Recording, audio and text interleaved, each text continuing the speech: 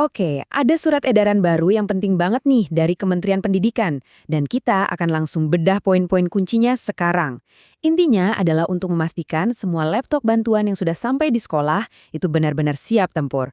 Yuk, kita mulai. Nah, biar jelas ya, semua informasi yang kita bahas ini sumbernya resmi, langsung dari Surat Edaran Direktorat Jenderal Pendidikan. Surat ini ditujukan untuk para kepala dinas pendidikan di seluruh Indonesia, jadi ini informasinya krusial banget untuk kita pahami bersama.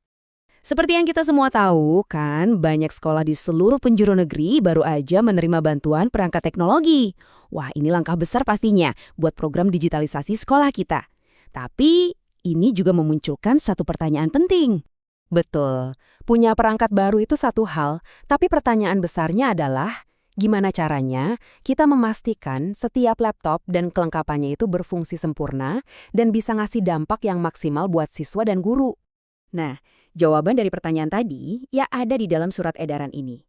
Jadi ini bukan sekedar pemberitahuan biasa, tapi isinya itu panduan dan langkah-langkah nyata yang harus kita ambil. Oke, pertama-tama kita samakan dulu persepsinya. Kenapa sih program bantuan laptop ini ada?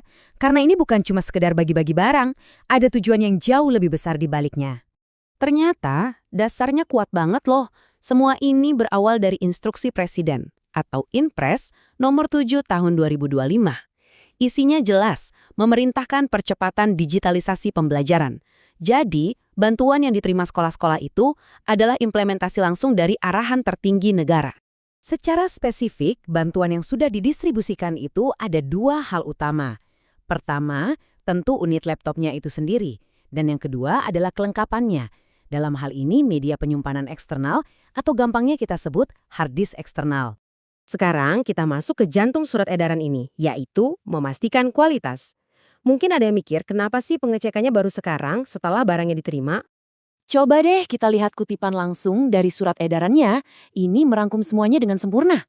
Tujuannya adalah untuk memastikan perangkat memenuhi standar kualitas dan bisa mendukung KBM secara optimal. Kata kuncinya, optimal. Bukan cuma sekedar bisa nyala, tapi optimal. Jadi kuncinya di sini tuh pendekatannya. Pengecekan ini sifatnya preventif, artinya kita menemukan potensi masalah dari awal.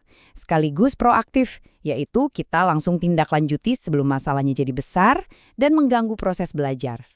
Wah, ini langkah antisipasi yang cerdas banget. Oke, sekarang kita masuk ke bagian yang paling praktis nih buat Anda semua di lapangan. Apa aja sih yang harus segera dilakukan, lapornya di mana, dan yang paling penting, kapan batas waktunya. Jadi, to the point aja, apa persisnya yang perlu dilakukan oleh Dinas Pendidikan Provinsi dan Kabupaten Kota? Prosesnya dibuat simpel dan jelas, cuma ada dua langkah utama. Pertama, Dinas Pendidikan harus meneruskan info ini dan menginstruksikan setiap sekolah yang menerima bantuan. Kedua, pihak sekolah tinggal mengisi instrumen verifikasi secara online untuk melaporkan kondisi setiap perangkat yang mereka terima. Simpel kan? Dan untuk ngisi laporannya, Anda bisa langsung akses instrumennya di sini. Silakan pindahi aja kode QR-nya, atau kalau mau lebih gampang, ketik alamat pendeknya di browser s.id/verifikasi HDD bantuan 2025. Nah, mohon perhatikan tanggal ini baik-baik ya. Batas waktu untuk pengisian instrumen adalah 8 April 2026. Ini tanggal yang penting banget, jadi pastikan semua sekolah di wilayah Anda menyelesaikannya sebelum lewat tenggat waktu. Tentu dalam proses kayak gini mungkin aja kan muncul pertanyaan atau kendala. Tenang, kementerian sudah menyiapkannya. Kalau Anda butuh bantuan, sudah ada narah hubung yang siap sedia. Kontak bantuannya sudah diatur rapi per jenjang pendidikan, mulai dari PAUD sampai SMA. Jadi Anda bisa langsung menghubungi orang yang tepat sesuai kebutuhan. Saran saya, simpan aja nomor-nomor penting ini. Oke, sebelum selesai, mari kita rangkum 3 poin paling penting dari obrolan kita. 1. Program verifikasi kualitas laptop bantuan sedang berjalan. 2. Tugas utama Anda adalah memastikan sekolah di wilayah Anda mengisi formulir online-nya. Dan 3. Jangan lupa batas waktunya, 8 April 2026. Pada akhirnya, pengisian formulir ini bukan sekedar tugas administrasi loh. Ini adalah langkah kolektif kita untuk memastikan investasi besar dalam teknologi ini benar-benar membuahkan hasil.